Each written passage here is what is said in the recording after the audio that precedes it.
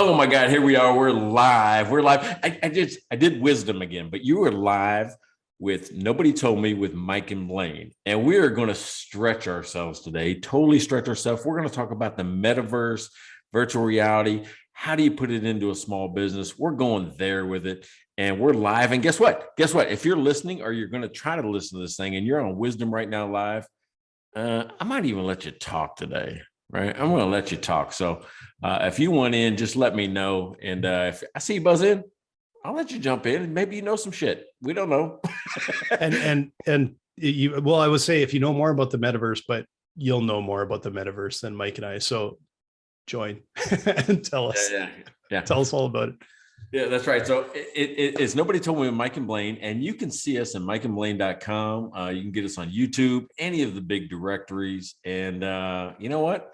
Buy us a beer, because what we do in this show at the beginning of each is that we feature a beer. And you know what I want to do next, Blaine? I want to have Beer of the Year by Mike and Blaine. And nice. So I want to go back to, we don't have to do this today, but we're going to put it on the website.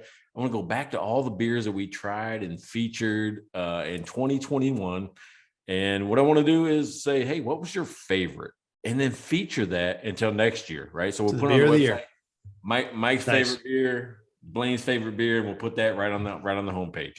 That sounds awesome. I'm gonna have trouble deciding because I had so many great beers last year, and I feel like I don't want to pick a winner when there's like they're all going to be so close, right? But not all of them, but a lot of them would be really close. So, but anyway, I will. That's a great idea, though. I'll go through and give it some thought and pick it out.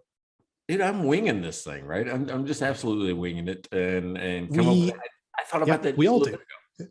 That's the thing. I'm sure everyone listening knows that it's all winging it, but like Mike, before we started, he said, we could talk about anything for 45 minutes. And you know what? The less we know, the more we can talk about it. So we could go on for 3 hours on this metaverse. We don't know shit. Yeah, none of this is planned. We just said, here's our topic and let's go. And today's topic, which we planned like a month ago, we said, episode 32 is going to be about the virtual reality business model.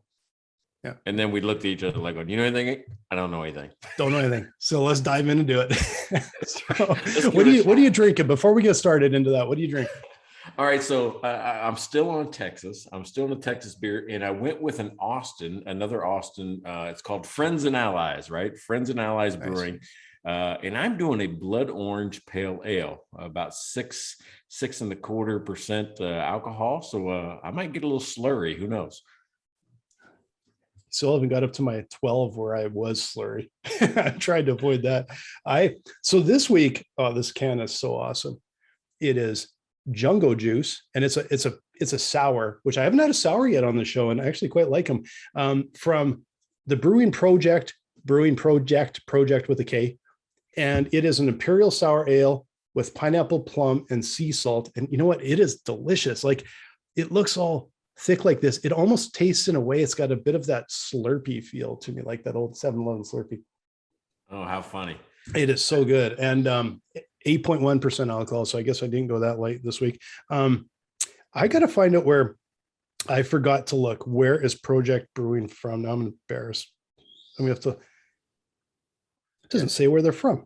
What you said it with the Canadian O. And John, I saw you just joined us. Yeah, and by the way, we're talking about the virtual reality business model. But if you haven't listened to Mike and Blaine before, we always talk about a beer first, because we kind of have a beer. We talk about, what's going to happen next. But John, welcome.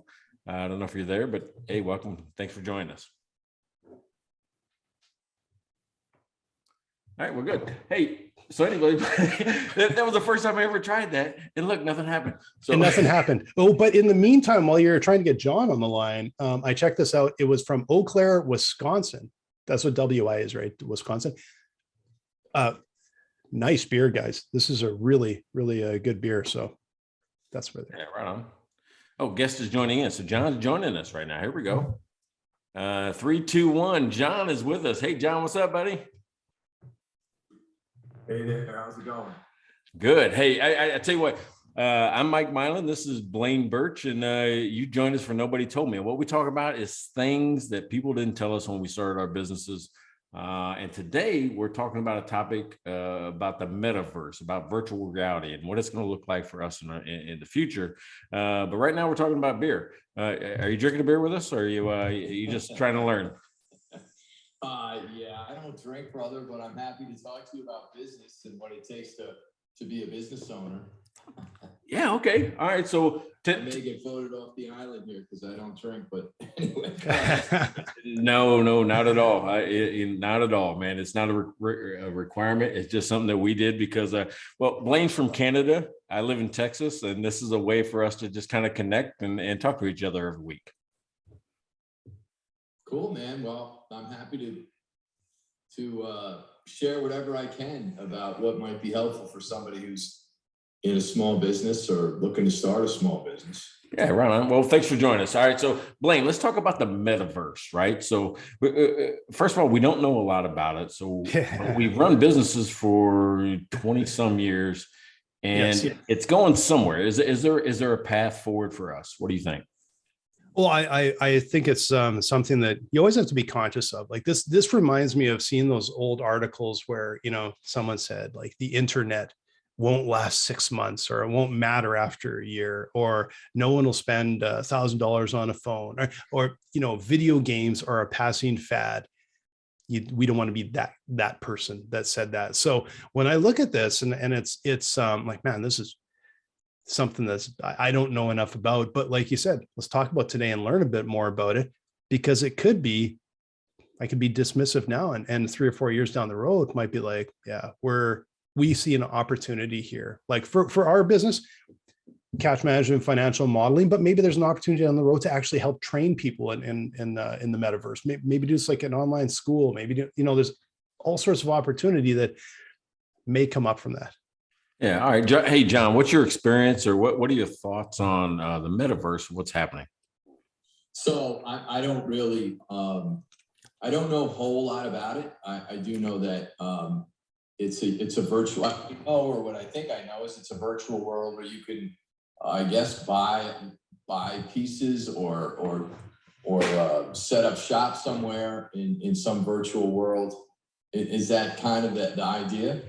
Yeah, I think so. All right. So let me explain, something that I ran across, why I wanted to talk about this topic today. All right. So my wife is in the college environment, right? So she's, got a lot more experience with this than I, and colleges are having to change to more of an online environment. It seems like they're doing a lot more online classes. They're doing a lot more, interactions, outside of the classroom. And what she saw recently was an idea where a college completely could go online, because they're already selling digital books. They're already selling digital textbooks, getting away from the hard copies. But now imagine if you're in a metaverse where you're not sitting on Zoom like Blaine and I are right now, but what you really are is you're sitting inside a virtual reality classroom where you can look left, look right, and I could see Blaine or I could see John, right? And we could talk to each other that way and also interact with the professor as if we were sitting there.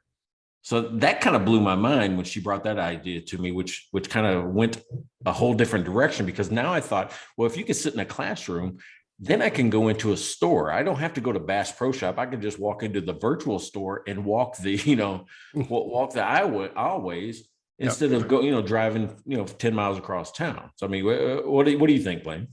Well, it's you can already do that to a limited degree. Like you can try on classes online, you can try on clothes online, you can, and you can just you can see just the tip of the iceberg of where this is going. But I think the pandemic and people having to work remotely, work from home so much, has probably accelerated this 10 years, because people will be much more acceptable. What they want is probably when they're at home and they don't want to leave the house, they want a higher quality, more immersive environment, where not too long ago, they didn't even want to be online. Like, the people just couldn't even imagine doing that. Well, 2-3 years ago, I wouldn't even bought clothes online, and now I don't have a problem with it. So, John, what do you do? Mm-hmm. What's that?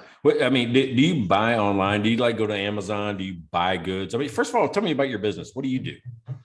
So I own a horse farm and I board horses. Before that, I owned a a business that provided institutions with everything they needed to keep up and running, from plumbing and electrical supplies, appliances, janitorial supplies, and sold to hospitals and colleges and school districts and apartments and condos.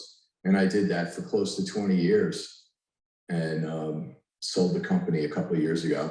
And right now I teach and lead workshops on coming into the present moment and being okay. And so in some ways, this notion that we're all going to put goggles on and go into another universe, I think I think there's some red flags about it. You know, in some ways, I think being able to work from home and I think being able to shop from home. I mean, I buy so much from Amazon. I kid with friends that I need a 12-step support group for my Amazon habit. You sit there and you start buying stuff, you know, and next thing you know, you got like a bird feeder and a doormat. And I don't know. My doormat just came in literally yesterday, John. And I got to agree with you. This sounds dumb. I have a spreadsheet that I use to keep track of all the stuff we always have on order, because there's always stuff and I got to remember where it's coming from, make sure it shows up. So it's changed, right? Like, it's amazing how much has moved online. It's how deceptive that the stuff comes up. My doormat came and I can only wipe 1 foot at a time. It's so small, but I didn't get the exact specs of it. And that's happened to me a lot. I order stuff and I don't pay attention to exactly what's coming or not coming. And I feel like I get duped sometimes, but I love that. And I love to order online, and I love the notion of educating ourselves online. And so much is available for people in terms of a business on so many levels through the internet that are phenomenal. But on the other hand, this virtual reality stuff, I don't know, in some ways we're already so asleep. I say most of us are a sheep at the wheel to begin with. Now you're going to put goggles on somebody's head. And I just think I already have a kid that all he wants to do is kill aliens in the other room. Like, I have to fight him away from killing aliens. I asked him the other day, are there any aliens left? You've been in there for 2 weeks. And I tried to later, but I just think it's almost like the Matrix. We're going to send people into this virtual place where, you know, they're disconnected from life and from other people. And I think it really is potentially dangerous for us. Yeah. Okay. So, but check this out. What you said, I had an idea with the horse farm, right? Because virtually you're not going to be able to ride a horse, but maybe there is a market for a virtual experience for people that are disabled, not able to, can't get there, can't afford it. Maybe there's a different experience that you could create as a supplemental business model. What do you think of that? I mean, maybe. I mean, there's plenty of therapeutic riding places around here but I get the experiential piece of it. You know, this business of putting goggles on and experience jumping off a cliff, or, you know, having riding a jet ski or a horse, and if there were therapeutic aspects of it for people who couldn't get to a horse place that had therapy as its offering, I would, you know, there could be good aspects of it, but just like anything else, you know, we have to look at all of it. And you know, there are aspects of the way the Amish live that I really love. If they had the internet and they could do some business, that's not a bad way to live either, you know? Yeah, well, I would agree. All right, so here's how this metaverse thing was explained to me earlier, which was the internet is kind of a centralized gathering place, right? We all kind of all gather on the internet in various forms and those type of things, but this would be like a decentralized internet where we can gather together as groups and do our thing. Well, here's what got my attention. My attention was somebody bought, and I don't know who bought it, but somebody bought virtual property in a piece of virtual land right next door to Snoop Dogg's house for $450,000.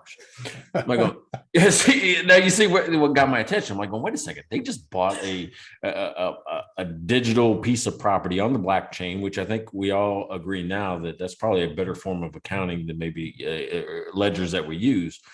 But if you bought that, they're buying and selling virtual property, right? You can't make more land, but they're making virtual land. And so I saw this Facebook ad. I'm gonna tell on myself. I saw this Facebook ad for this property trading game called Upland, and it actually does. You can actually buy virtual property, which is the exact same property. I could buy my house, Pay for it twice. Yeah, pay for it twice, right? But so I own 21 properties in Upland, but it appreciates and collects rent, and I can sell it. And I've got, it's only like $500 I got into this thing, but I can see the value of it moving up because I'm just testing it, trying to figure it out. So, Blaine, would you ever do that? Would you take that chance and throw some money at a virtual piece of property? There's got to be some reason for it. Like I still struggle with the idea of NFTs, like where the true value is. I understand like blockchain, a ton of value there. Cryptocurrencies, there's some real foundation. It has a lot of potential value. NFTs I have struggles with, virtual property like that. I have a little bit of a struggle wrapping my head around it just because you just it's unlimited. You can always make more. How do you build scarcity into virtual, right? But the thing is I'm open to hearing all of this because I didn't own any crypto a year ago. I do now, right? Like, so maybe I'm just a bit of a later, probably early-ish, not super early in a lot of these things. I got to tell you though, I had an experience the other day, and I don't think virtual is going to replace everything else. It's just that when you're at home or when you're remote, you could have a more immersive experience. And I'll tell you an experience I had the other day. I was hopping into a meeting with somebody on Zoom, and they had like a storm or something where they're at, and their internet was really flaky. So they said, well, let's jump on the phone. And how many years ago when it was you feel weird going onto a video call, the first few times we're on a video call, this was really kind of weird to me to be on a phone call where I couldn't see someone. And for the first time, I'm like, I feel like I'm talking into the air. Like I'm talking to, like, I felt really awkward. And then he said, oh man, my internet came back up. So we popped on Zoom. And the second we got on, the guy looks at me and goes, hey, nice to meet you, man. We've been talking for 15, 20 minutes already. But as soon as we could see each other, it was like, oh, geez, hey, and we started talking a ton more comfortable. And I realized like that is a weird flip, right? I'm the same way, right? And now I only FaceTime my friends. I don't even call them anymore. I only FaceTime them. I'm like, it feels weird, right? John, you're probably the type of guy that still uses the phone. No, I love to FaceTime people. I'll just start FaceTiming people all different times of day and see who will pick up and who won't. I think it's fun. Oh shit! I think I turned off wisdom on accident. And I would like to hear, like, I imagine aspects of the value is like, just like in real estate, like location in some form or another, maybe as part of how the value of these, whatever you're buying, goes up. But how does it work logistically? You make an offer on a square footage, or what's it look like? Yeah, okay, so some kind of document. Yeah, you get a certificate, right? So in Upland, first of all, what I really liked about it is that for people that are doing it new, right? And I'm gonna turn off these notifications. I forgot to do not disturb. But for people that are doing it new, they got these FCAs or FSAs, which means only for new people, which means that somebody with a lot of money can't go in and just buy up everything. So there's what's called minted properties or unminted properties, and the unminted properties are just at the face value of whatever they are to mint them. And that's the lowest cost. So imagine getting, your house for 4,000 UPX, and UPX is roughly, it's like crypto, right? It's their crypto term, UPX. Mm-hmm. And it's roughly about, I forget, $1 per 100. I want to think that's what it is, $1 per 100. So no, that can't be right. All right, so 500,000 divided by 500. What is that? 100,000 or no, 1,000, right? You said right, 500,000. Yeah, so it's 1,000 per dollar. Is that what we're talking about? You have me totally lost in circles here, man. I don't know, Yeah, but no, it's irrelevant, right? Like, so anyway, we'll say it's $1 per thousand cryptos, right? So a thousand cryptos is worth $1.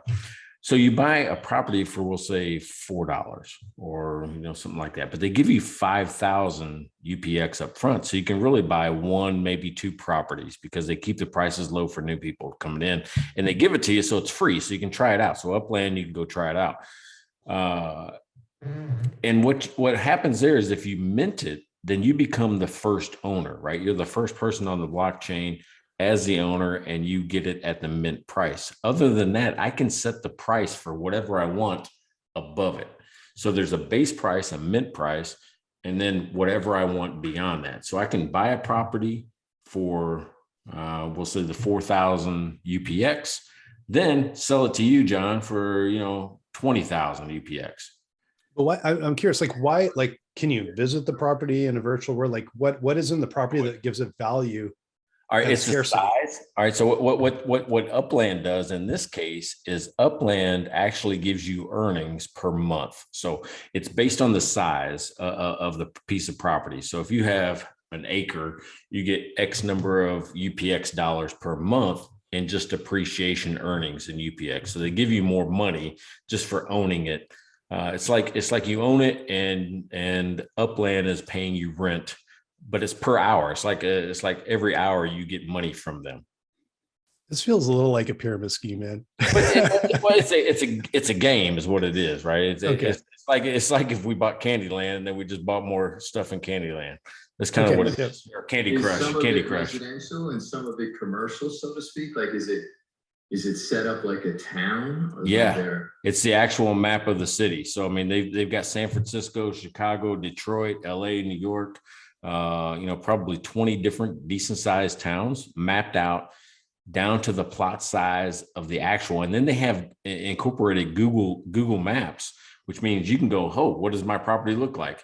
And what I didn't do in the beginning was, see what it looked like. And I bought some vacant lots and I bought some rundown buildings.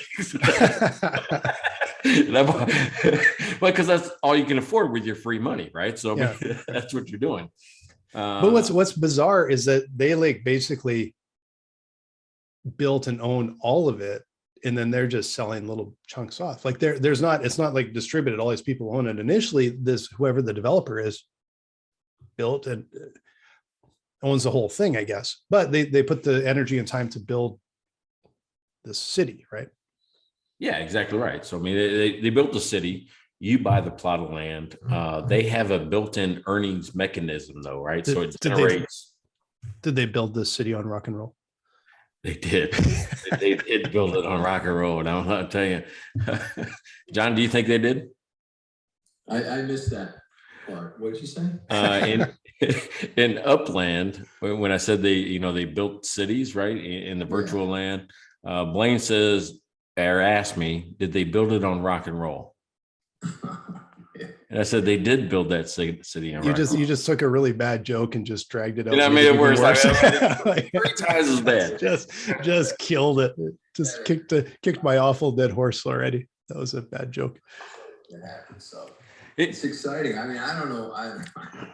So can you go in there and furnish your place or rent it out, or like how does it all? They just did. All right. So first of all, to travel city to city, there's like charges for that, right? You have to buy an airplane ticket to get from Fresno to Detroit.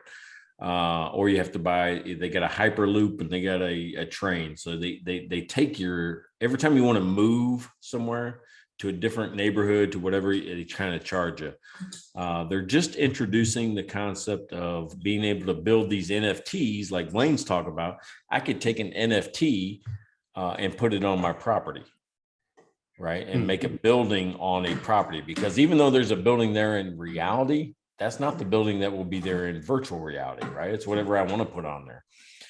And now they're introducing the concept of I can build or buy a car and travel more efficiently, cheaply around the town than I can, on the airplane or the train. I know it's a weird thing. It is a weird concept to me. But that's why I got in. I'm like going, I got to figure out what it is that they're doing, because There's a guy I met, it was a couple of years ago. And at the time, Bitcoin was about 10,000, I think, which is actually it's way less than it is even today. But I remember him saying, he said, yeah, when Bitcoin came out, he just wanted to see just like he was like, what is it all about? So what he did is he bought like 10 Bitcoin and sent 9 of them to friends just for the hell of it. And then he kind of watched it. And then he basically said, I just kind of stopped paying attention to it. And then one day I looked and went, oh, wow, that's worth something. Emailed all his friends and said, hey, you guys might want to find that Bitcoin I sent you. It's worth 10 grand. Yeah. And they're like, hopefully some of them found them, but that was exactly what he did. He just went in to learn it. So now you're talking about this. That's the other thing. I'm like, I kind of want to dig in and learn a little bit, and you never know what happens, right? All right. So we kind of combine two things, right? Like cryptocurrency and virtual reality. But here's what's cool about it. They're kind of interchangeable. It happens in both spaces. Mm-hmm. And I read an article today. You know how the banks shut down all the transactions, and we'll say the Ukraine and Russia, right? I mean, that's part of the sanctions, sort of whatever they did. Guess what is not shut down? Guess how they're trading right now? Guess how they're buying stuff? Yeah, all crypto, yeah. All crypto, right? So that they're actually able to still transact and conduct business. They're just doing it in cryptocurrency, where before it was just normal, whatever the currency they use over there, rubles and I don't know, euros in Ukraine. Yeah, I don't know if anyway, I'm not going to speculate. I don't know if they're part of the European Union. I don't believe they are, but and you can see that dovetailing all of this is now governments are trying to bring out regulation of crypto. So that's the other thing you have to watch with all of this is you kind of get in early, but how are they going to change? How's regulation going to change? How that might affect you? And same thing with a business diving into such a cutting edge business. I think you probably have to always keep an eye on and say, well, how could this end up regulated down the road? What might pop up that's a bit of a surprise? It's going to really change the way I do business. Yeah, all right. So I tell you what, John helped us out quite a bit. But if there's anybody listening right now that knows more about the metaverse and can kind of have some insight, hey, ask to join because we're trying to learn as well. That's really what this is about, is trying to learn. So if there's somebody out there who wants to tell us a little bit more about what they know, because I'm telling you, I can see the colleges, right? Where it's a virtual classroom. We're there. We already have all of our digital material, and I can see and interact with the professor. I can see that. Yeah. I can see a business model for retail, whereas it isn't just me looking at a one-dimensional screen of scrolling down through products. Now I have an avatar that looks like me. I can try on a shirt. I can try on some sunglasses. Shoes, I would still be, I don't know what it is. I'm weird about shoes. I still want to go somewhere and put shoes on. I don't think I can buy them over the internet. Have you heard about those? I can't buy shoes over the internet because they're just, and you know what? A lot of the stuff that I do buy for clothes over the internet is because I've already bought some, like I kind of know what's going to fit, but I still like buying clothes in person. I like, especially like if I can find a place that's like an independent, clothing shop or designer. Like, the last 2 pair of jeans I bought was from like an independent Canadian jean manufacturer that it turned out was based in Edmonton. I'm looking them up. I'm like, oh, cool. Maybe I'll order some of these. Where are they based? Edmonton. Oh shit. I'm going to go down and try some on. And it was like this little itty bitty business. I love supporting those little independent businesses. Right. And so it's there's also that experience to it. And I don't think people will just become more and more virtual. I hope maybe just the time they spend in virtual will be more interesting, more real, but you're still spending that other time and really valuing that in the real world time, maybe more. All right. So what impact do you think this is going to have eventually on real businesses? Do you think there's going to be any where I don't have to go to your store anymore? I don't even have to buy, because everything we do virtually can be done in this room, right? Yeah. So yeah. the more I can do in this room, the less I need you out there. Yeah. And the thing is, I think as the quality goes up and all of these things, it becomes like for retail, especially for something like that, or online training or things, it could be so incredibly important. And like I mentioned, you can try on glasses, you can virtually try on clothes, and you can virtually do this. But at what point is there, let's say like for trying on clothes, at what point do they actually have a standardized, like you can scan yourself, go in and have a standardized, you can go into any store and virtually try on clothes and actually get a really good idea how the fit and cut is. Now, I still probably wouldn't do it for a lot of things because it's not going to feel the same. You just kind of get to look at what it looks like. But I suspect a lot of that will get better and better, right? Yeah. Well, yeah, I would hope so. I mean, clothes I'm weird on, but here's the thing. Fabrics, all this type of stuff has gotten so much better that I'm less concerned with that. I'm okay with buying some, over the internet and having it shipped, and especially with the return policies now. Yeah. Hey, speaking of, my wife uses a thing called Afterpay or something like that, where you can actually buy all this stuff up front, ship it, try it on or whatever, and not pay for it until you complete the purchase. So she interesting. And no money's ever exchanged until she decides to keep something.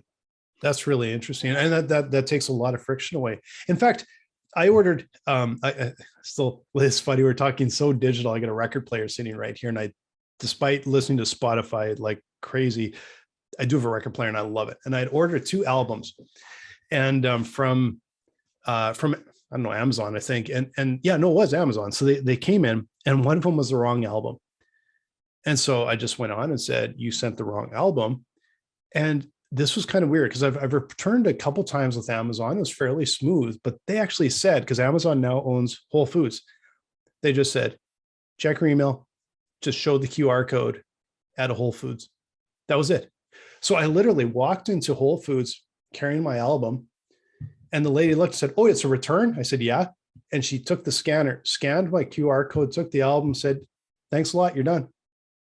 It's like a 3-second interaction, and then I got to leave. It was amazing. It was actually a better return experience than actually going to the store to return something physically, except that in this case, you still have to drive somewhere to return it. But they're really reducing friction on that, and that's helping them as well, I think, with online orders.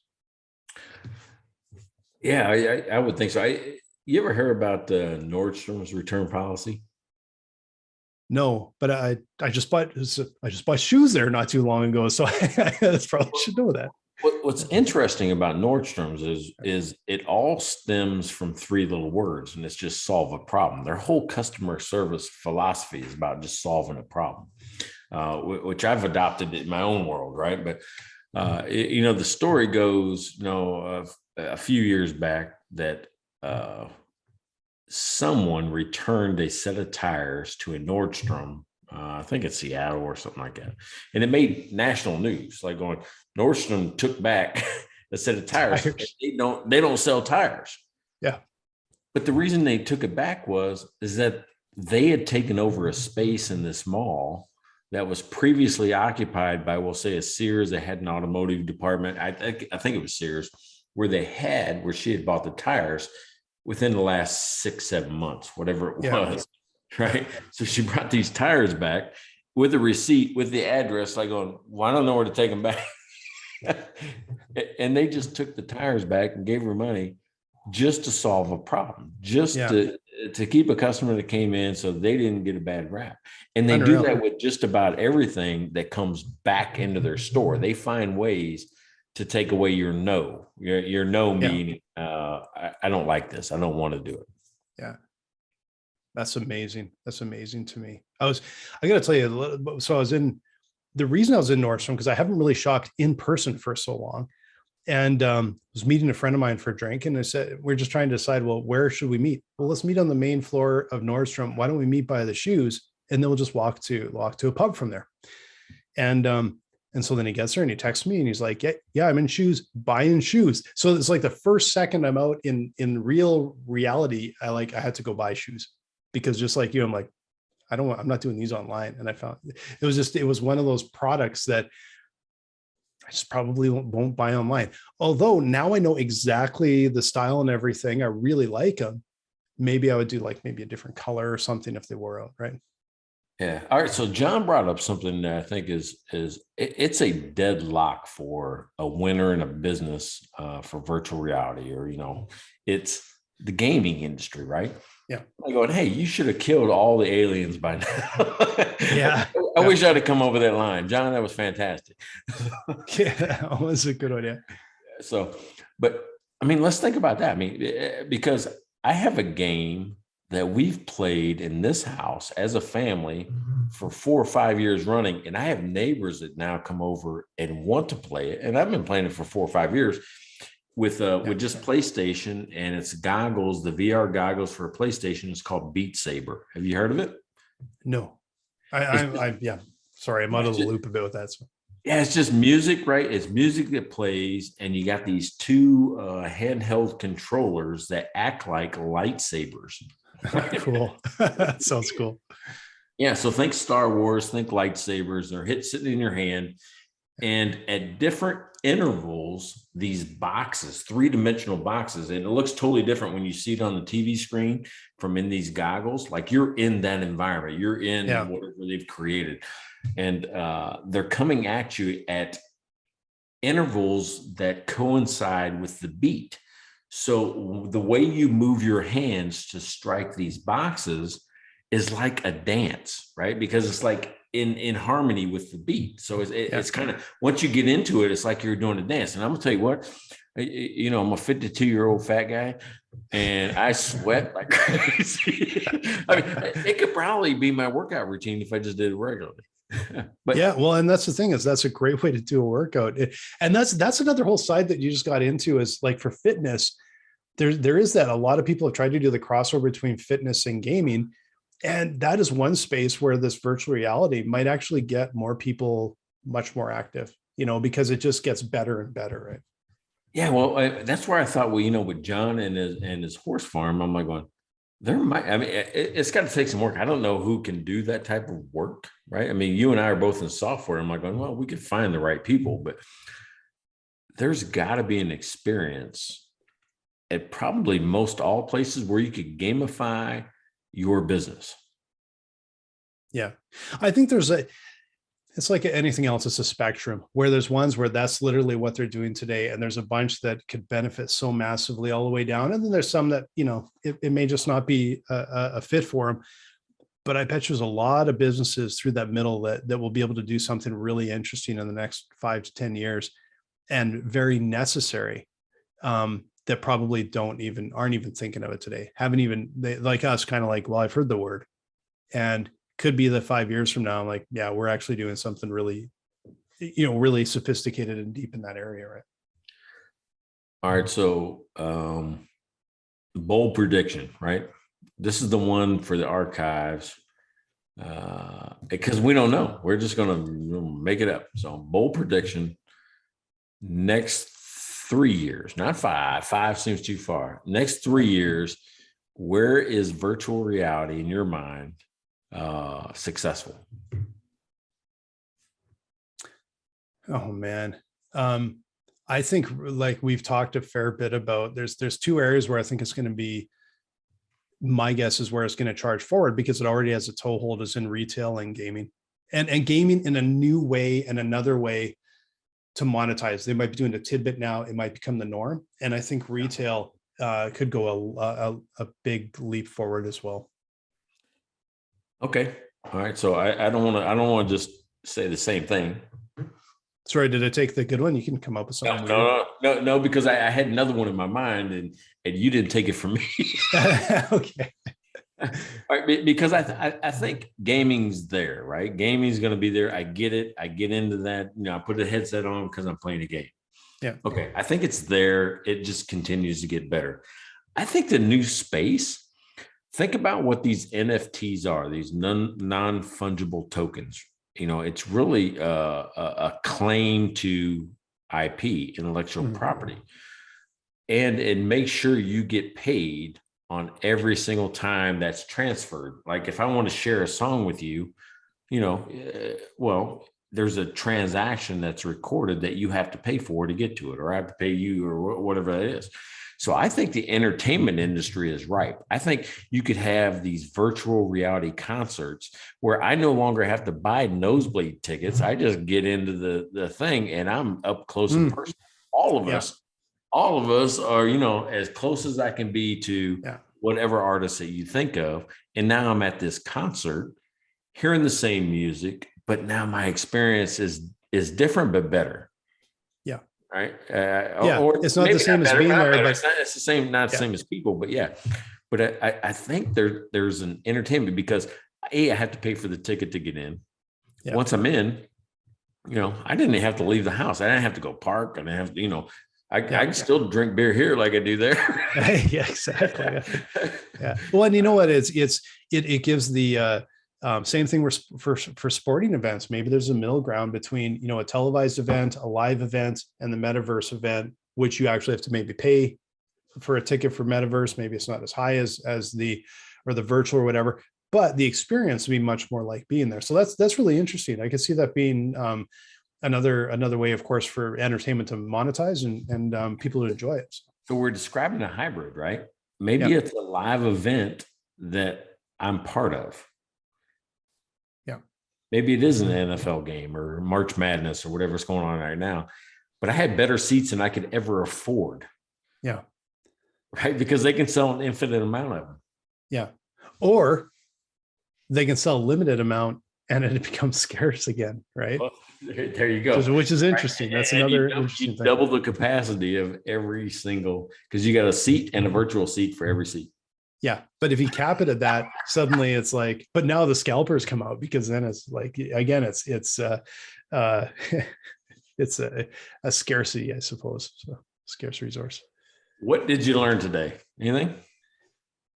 Well, I suppose it just got me thinking a little bit further about where this sort of, in a way, this next phase might take us, and also just to have my eye open, even myself, for where we might be able to have our clients benefit from it, expand the market, do whatever. It's something I hadn't really thought about, but now it's like my ears have perked up. I'm paying a lot more attention to. Yeah, me too. I'm thinking about the different ways that I can take a static business. I mean, you can't do janitorial, right? You're not going to be able to do that. I don't think. Yeah. I don't think, unless you're cleaning virtual office. You could pay. Well, people could pay to sit in your clean office. There you go. And they could pay more to have it cleaner. Maybe, I don't know. But there's a lot of opportunities where you double what we said, the capacity. And I like the fact that people could still transact, like with Upland. They have a virtual currency that converts to a USD, US dollar. So I'm like going, but you have to sell it to somebody else to get the USD, right? Yeah. That's the catch. So, but there's a way to do that. So I think that there's a path forward. And what I learned today is it's probably broader than it's better than I think it is. Yeah. And it's I think coming faster than any of us probably would have predicted either, and it's probably going through those growing pains. It's like, the dot bomb, when apparently the internet failed and then it just was barely a hiccup and now it's enormous. It's the same thing. It's in its infancy, but it could become such a major mover and player, I suppose, in the future. So, hey, you want to close this out? Yeah, you know what? The way I'm going to close this out, I'm going to show you something here, because this relates back to the virtual shopping and the fact I have a spreadsheet to keep track of all the shit we ordered. Here is the doorbell that I'm just about to install on the house. I can keep track of our Amazon packages in the front of the house. So the world has been changing quite rapidly, and it continues to change quite rapidly. But also, again, want to shout out to our breweries from today, Jungo Joose with Brewing Projekt, and your Austin brewery. Who was that again? Austin. It's Friends and Allies at Bloodsport. Pale ale. So, hey, it's good. And I tell you what, I'm getting used to this wisdom thing. So, all of you listening on wisdom, I really appreciate it. This is new to us, but I think we're getting the hang of it. Oh, and thanks, John, very much. You were our first ever guest. You did it like that was terrific. That was amazing. And I think that's what we might start doing. Is just opening up a little bit of a space for a guest to pop on for a little bit. So that was thanks, John. That was really, you have the honor of being the first guest. And I was going to say maybe someone will buy you a beer, but probably not. Well, we're still trying to wait for someone to buy us a beer. Yeah. All right. So if you want to know more, if you want to see what we look like, want to watch what we just did, YouTube, right? We've got a YouTube channel. It's Nobody Told Me with Mike and Blaine. You can also see the videos or listen to the podcast on mikeandblaine.com or any of your podcast channels. And there's this button. It's called Buy Us a Beer. And guess what? 0 people after 32 episodes have done that. 0. Right. And I'm telling you, remember last time I complained about it? I'm like, I'm usually a better salesman than that. Usually better.